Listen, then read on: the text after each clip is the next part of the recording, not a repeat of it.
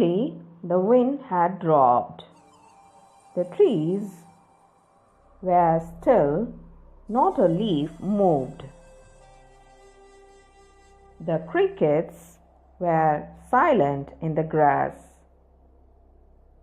The crows flew round in a circle, then settled down for the night in an oak tree.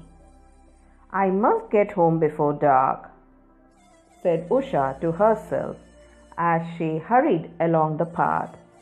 But already the sky was darkening. The clouds, black and threatening, looked over Haunted Hill.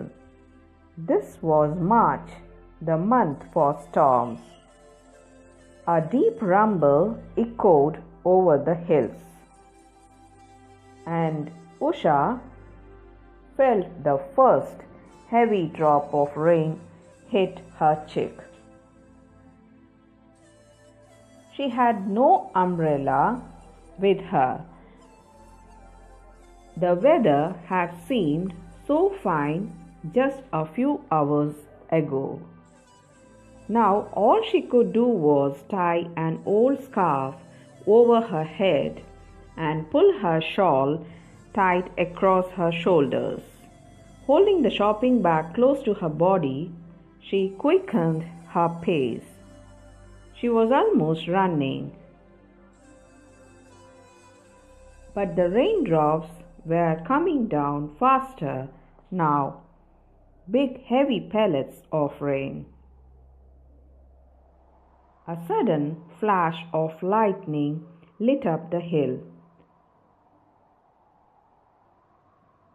The rions stood out in clear outline.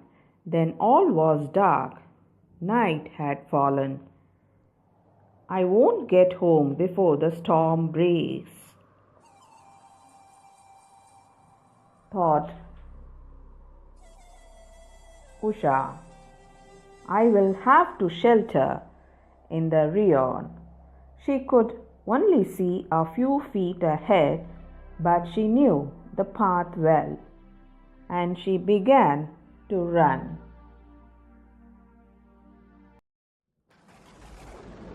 Suddenly, the wind sprang up again and brought the rain with a rush against her face. It was cold, stinging rain. She could hardly keep her eyes open. The wind grew in force. It hummed and whistled. Usha did not have to fight against it. It was behind her now and helped her along up the steep path and onto the brow of the hill. There was another flash of lightning, followed by a peal of thunder. The rions looked up before her, grim and forbidding. She knew there was a corner where a piece of old roof remained. It would give some shelter. It would be better than trying to go on in the dark, in the howling wind. She had only to stay off the path to go over a rocky cliff edge. "Hoo, hoo, hoo," howled the wind. She saw the wild plum tree swaying bent double, its foliage crashing against the ground. The broken walls did little to stop the wind. Usha found her way into the ruined building, helped by her memory of the place and the constant flicker of lightning. She began moving along the wall, hoping to reach the sheltered corner. She placed her hands flat against the stones and moved sideways. Her hand touched something soft and furry. She gave a startled cry and took her hand away. Her cry was answered by another cry, half snarl, half screech, and something leapt away in the darkness. It was only a wild cat. Usha realized this when she heard it. The cat lived in the rayons, and she had often seen it, but for a moment she had been very frightened. Now she moved quickly along the wall until she heard the rain drumming on the remnant of the tin roof.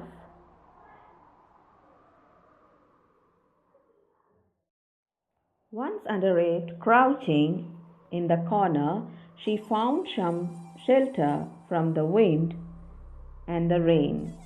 Above her, the thin sheets groaned and clattered as if they would sail away at any moment. But they were held down by the solid branch of a straggling old oak tree. Usha remembered that across this empty room stood an old fireplace and that there might be some shelter under the blocked up chimney. Perhaps it would be drier than it was in her corner, but she would not attempt to find it just now. She might lose her way altogether.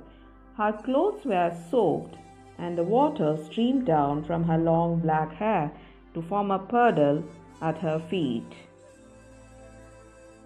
She stamped her feet to keep them warm. She thought she heard a faint cry.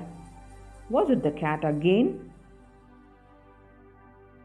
Or an owl? But the sound of the storm blotted out all other sounds.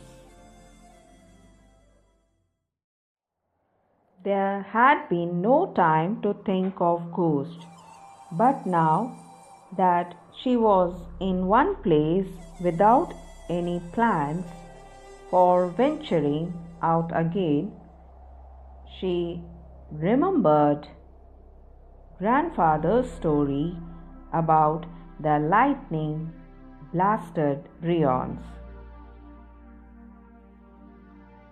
She hoped and prayed that lightning would not strike her as she sheltered there. Thunder boomed over the hills, and the lightning came quicker now, only a few seconds between each burst of lightning. Then there was a bigger flash than most, and for a second or two the entire ruin was lit up.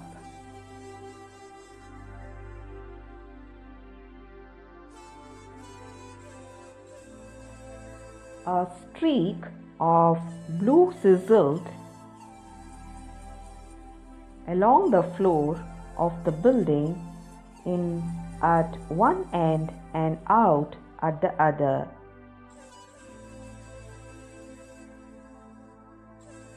Usha was staring straight ahead. As the opposite wall was lit up, she saw, crouching in the disused fireplace, two small figures. They could only have been children. The ghostly figures looked up, staring back at Usha, and then everything was dark again.